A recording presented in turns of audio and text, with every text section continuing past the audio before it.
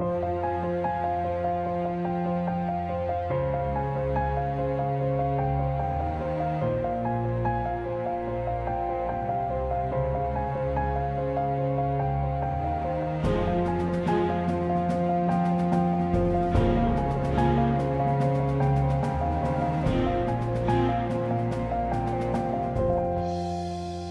name is Fr Michael de Stoop, a priest of the Archdiocese of Sydney for 17 years. I claim to come from a very well-balanced family because I'm one of 6 children. Around about the age of 7, when I first felt quite inspired by a priest who was visiting our primary school, speaking of his experience of what it was like to be a priest. I found that quite exciting. When I was in high school, I can remember that I was in touch with a vocation, but albeit in a different kind of a way, because I remember my mates from school that often joke about me becoming a priest. And my grandmother also, when I was growing up, she was also very encouraging. I was in the habit of taking spiritual reading to prayer, and I was reading about the crucifixion of Christ. It was a book that was going into the detail of how the Romans specifically devised crucifixion to bring about excruciating torment. And as I was reading this, tears began to roll down my cheeks, accompanied by the thought, wow, wouldn't it be amazing if I could respond to the love of God by becoming a priest? But again, no sooner had that thought come into my mind, I began thinking to myself, oh, where'd that thought come from?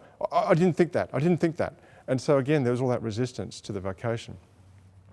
That all changed when I became active in the local parish's youth group. And in that youth group, I became quite close to another member of that youth group. And I can remember driving her home one night, and I can't remember what we were talking about at the time. The topic of our conversation just changed like that, because she just turned to me and she said, Michael, I hope you don't mind me asking you this, but have you ever thought of becoming a priest?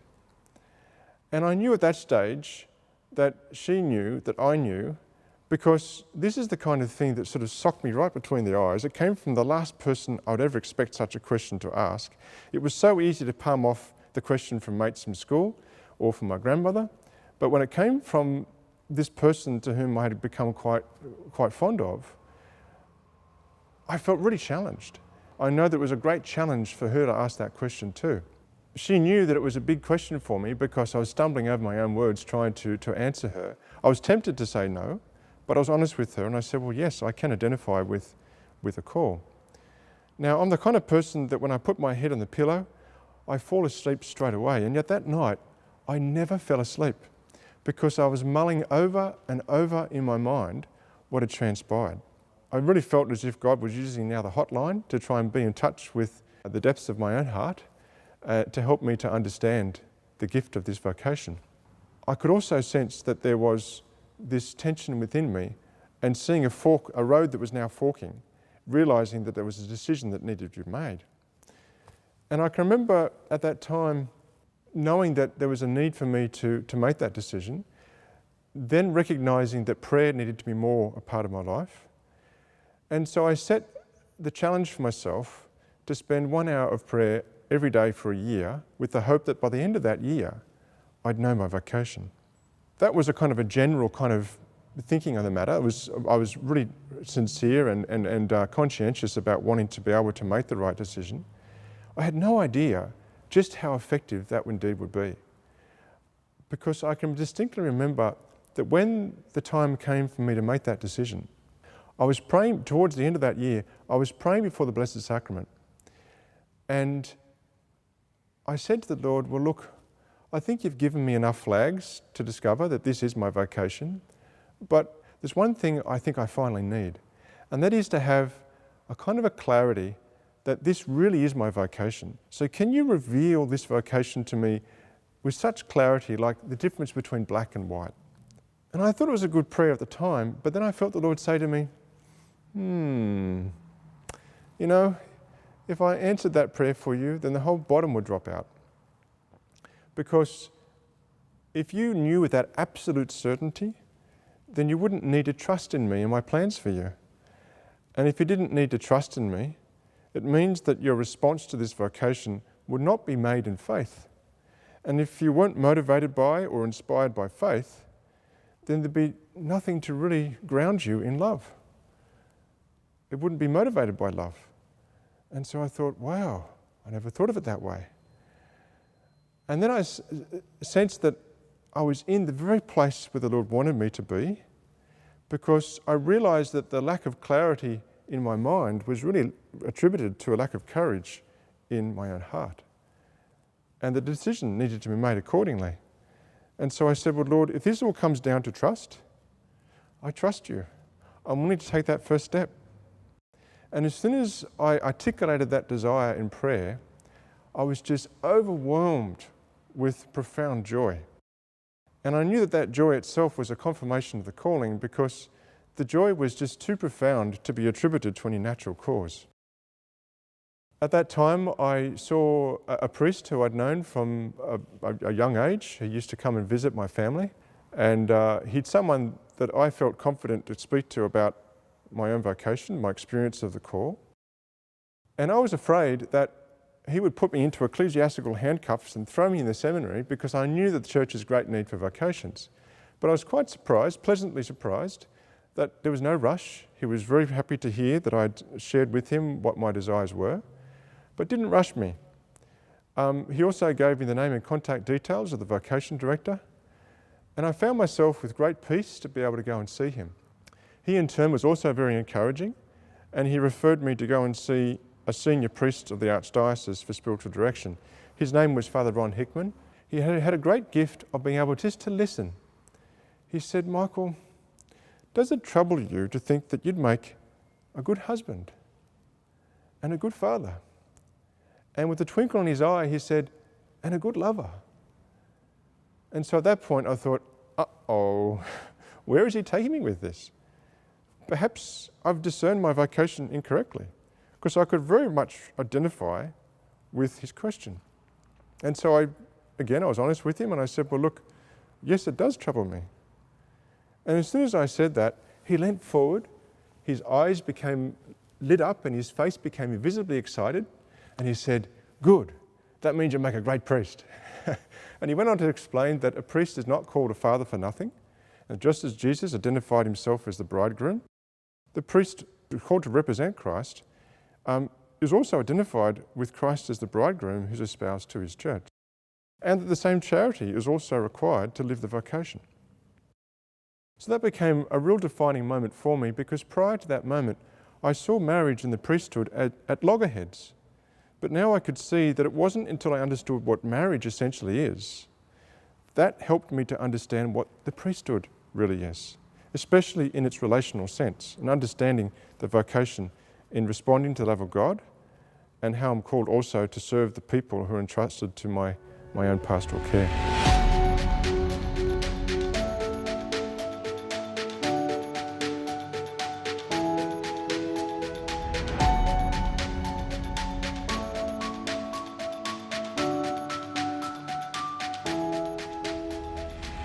What is it that inspired you to be a priest? Was there a particular person or that inspired you, or a book that you've read? Definitely. I can remember when I was growing up, my grandmother was of particular inspiration.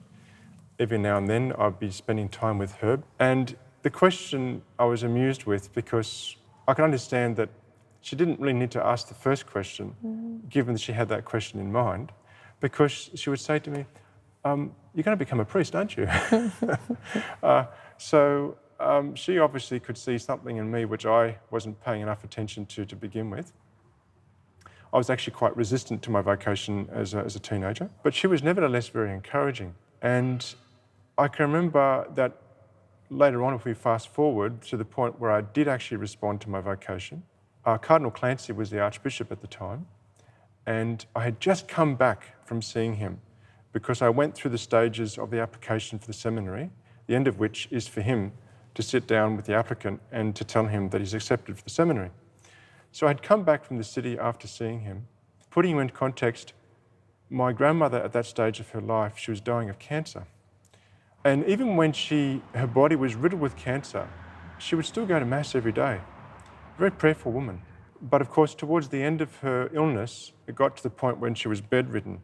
And it was during that time that I'd just come back from seeing Cardinal Clancy. And the last 2 or 3 days prior to that appointment, she basically just had no signs of consciousness. She was alive, but just there in her bed. And when I came back, the whole driveway, we lived at a battle axe at that stage, a long driveway up to the front of the home, it was strewn with cars everywhere. And I thought, oh, my grandmother, she must have died. And so I rushed into her granny flat. She was living in a granny flat at that stage. And the parish priest was there. All of her children were there, so my mother and her 2 brothers. All of her grandchildren were there, except for one which was interstate. So there was 14 grandchildren there. Luckily, she had quite a large bedroom because we're all gathered around her bed. The parish priest was there, and he had lots of experience with death because there's a large retirement village in the home, in the parish. He took one look at her and said, and he arrived just before I did, he took one look at her and said, I think she should have passed some days ago, but I think the reason why she's still with you is because she can sense your presence. Mm. That was new news to us because we thought that she was just basically a vegetable. But he explained that the sense of hearing is the most resilient of all the senses. And often when a person's at their dying stages, they can still hear. So he gave us a lovely suggestion. He said, what if you all get down close to her ear and just tell her how much you love her, how much you're praying for her, hoping that she can be with God forever in heaven. Any other words that might come to you spontaneously. So we all did that, and I was the second last to come forward. And I said, knowing that she's been like this for me growing up, always encouraging me, I said, Nana, I've got good news for you. I've just been accepted for the seminary. And as I said that, tears, copious tears began to run down her cheek. My mother at that stage was then saying her goodbye. And then my grandmother's breath slowed down to a point where it just stopped. And there was a peace that came into that room that was so tangible I could almost reach out and touch it. And yet I can't describe it. The only way I can describe it is it made me look forward to my own death. It was just so peaceful. I then asked a doctor later, I said, is it natural for fluid to come out of a person's eyes when they're passing away? And the doctor said, well, look, you can be absolutely 100% sure that she could hear you. And they were authentic tears because when a person's dying, their body becomes tremendously dehydrated. So that was a real affirmation, confirmation, and consolation for me. Given that she'd been so encouraging, that she could actually hear what was going on. And we all felt very touched that her passing from this life was such a touching experience for her too. So yes, she was a very inspirational person. Books that I read, there was one book called Miracles Do Happen, written by Sister Bridge McKenna. And there was one line in that book that I read as if it was written specifically for me. And at that stage, I could see a fork emerging in my life's journey, whether it be marriage or the priesthood. And I felt fragmented, thinking, which direction should I go? And the one line that she wrote was, if you try and keep all your options open, you'll realize none of them. And I thought, oh my goodness, I need to make a choice here. So that brought about desire in me for more prayer in my own life. Can you talk to us a little bit more about your experience when you were ordained? During the ordination ceremony itself, I found that to be a tremendously moving experience. Right from the very beginning of the Mass, as I was processing in, I had a very, very powerful sense of God's presence. During the penitential rite, we were recalling to mind our need for God's love and mercy in our own life. My face just turned into a river. Tears were flowing down. I was just so totally moved, knowing that I'd done nothing to merit such a beautiful gift as the priesthood. Tremendously grateful for the vocation. And I had to try and hold back those tears all throughout the Mass. Of course, I found it very, very moving. And it's hard to describe because we're talking about something which is spiritual in nature, but the best way I have found myself describing it is that it felt as if all the graces that God had given to me up to that point in my life were given anew. I'm getting goosebumps even as I describe it to you now. So it was a tremendously moving experience. Having mentioned tears of joy, it was also associated with tremendous and profound gratitude for the gift that I was receiving, and then also moved with a sense of awe and wonder in terms of wondering, okay, well, how is God going to be using me now as I now go to exercise this ministry as a priest? What is your happiest moment being a priest in your vocation? The most ultimate and happiest experience I have had would be towards the end of a 30-day Ignatian retreat, which I did back in 2013. Perhaps the only way I can find myself being able to describe that is really experiencing identification with the words of Jesus where he says, "The Father and I are one." I understood that not just here, but here. I was experiencing that in the shoes of Christ. That was the most profound and most joyful experience.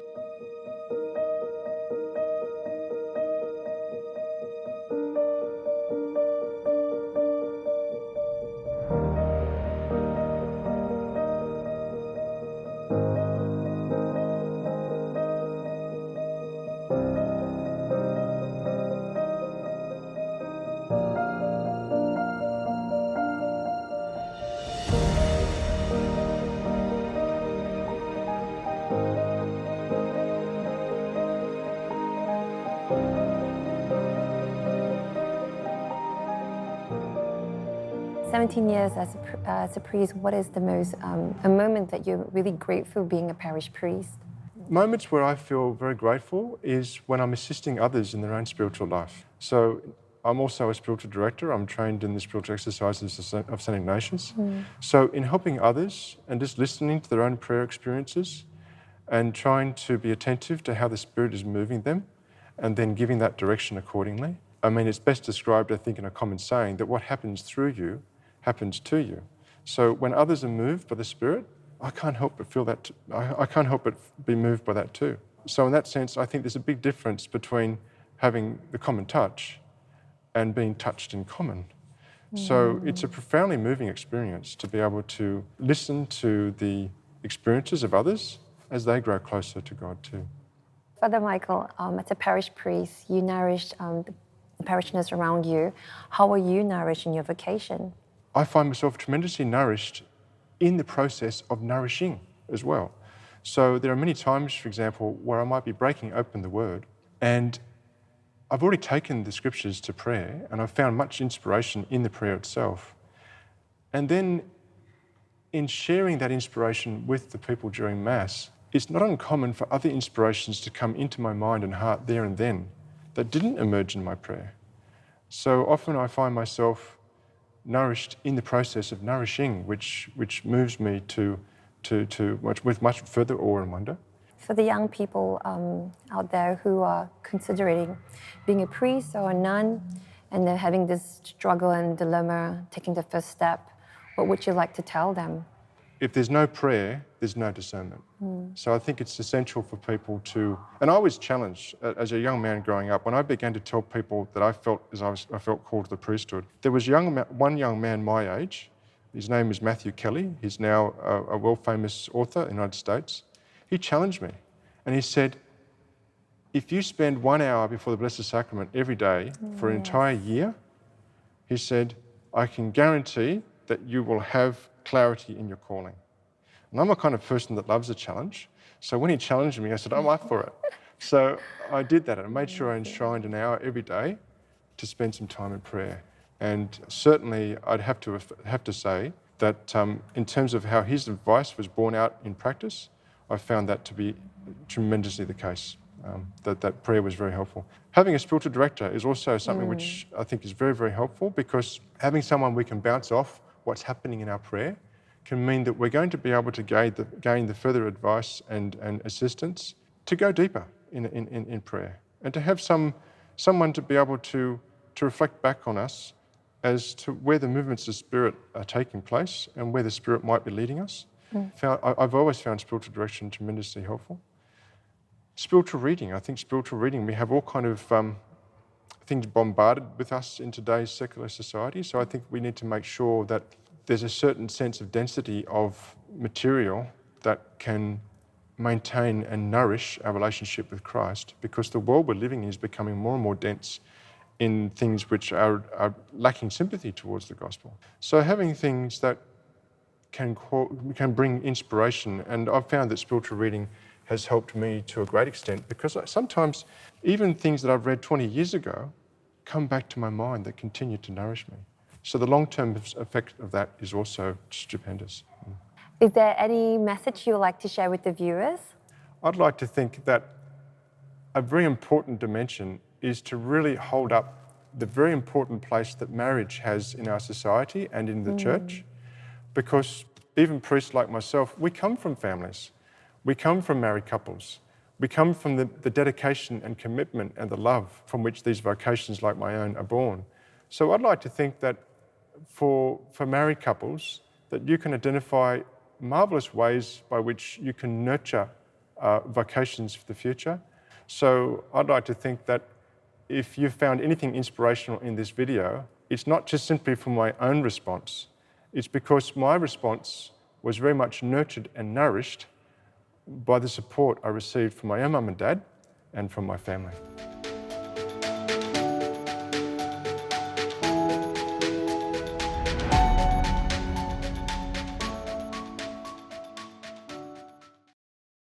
Greetings from Brisbane, Australia, which is very far from where most of you are. In Jesus Christ, what we hear, what we discover, is the good news.